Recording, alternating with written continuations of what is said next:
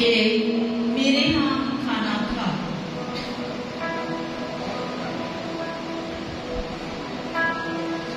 और यीशु ने उस शमौन फरीसी के घर जाकर खाना खाने बैठा।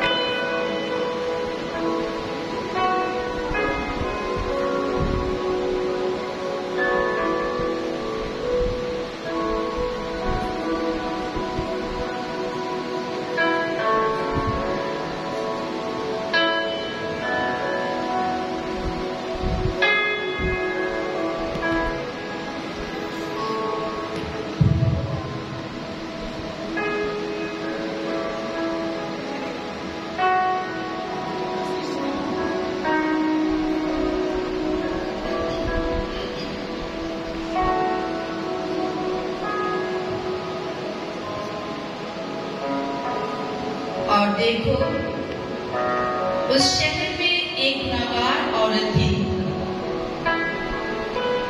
जो ये मालूम करके कि यीशु उस फरीसी के घर में खाना खाने बैठा है,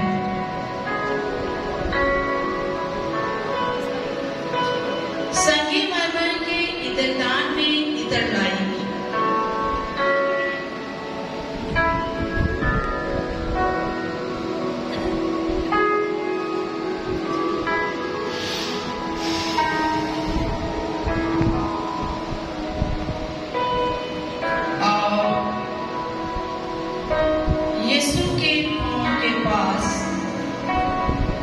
रोती हुई पीछे खड़ी होकर आंसुओं से यीशु के पांव भिगोने लगी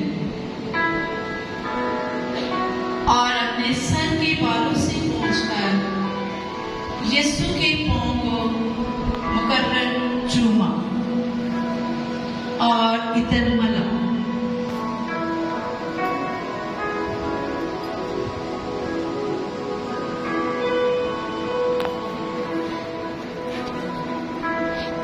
और उस फरीसी ने जिसने यीशु की दावत की थी,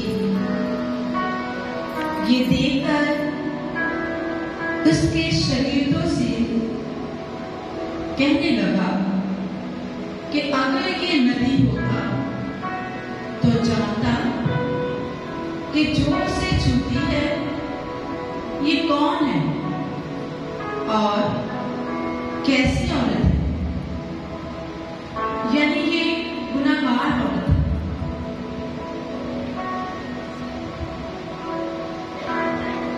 और यीशु ने मुखातिब होकर शमौन से कहा, ऐ शमौन, मुझे तुझसे कुछ कहना है। ऐ उस्ताद, फरमा। किसी साहूकार के 2 कर्जदार थे, एक 500 दिनार का और दूसरा 50 का। जब उन्हें अदा करने का मकदूर न रहा तो उसने दोनों को बख्श दिया। बस उनमें से कौन से ज्यादा प्यार करेगा?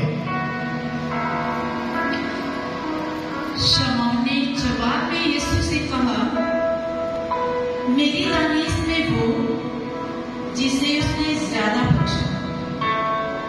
तब यीशु ने शमौन से कहा, ऐ शमौन, तूने ठीक फैसला किया है। और यीशु ने उस औरत की तरफ मुंह फेरकर शमौन से कहा, ऐ शमौन, क्या तू इस औरत को देखता है? मैं तेरे घर में आया, तूने पांव धोने के लिए पानी न दिया, मगर इस औरत ने मेरे पांव आंसुओं से भिगो दिए और अपने बालों से पूछे। तूने मुझे न चूमा, लेकिन इसने जब से कि मैं अंदर आया हूं मेरे पांव चूमने से बाज न रही। तूने मेरे सर पर तेल न मला,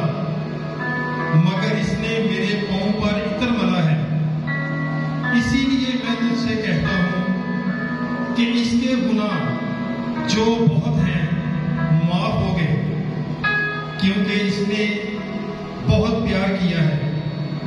मगर जिसे थोड़ा माफ किया गया है वो थोड़ा प्यार करता है। और यीशु ने इस औरत से कहा,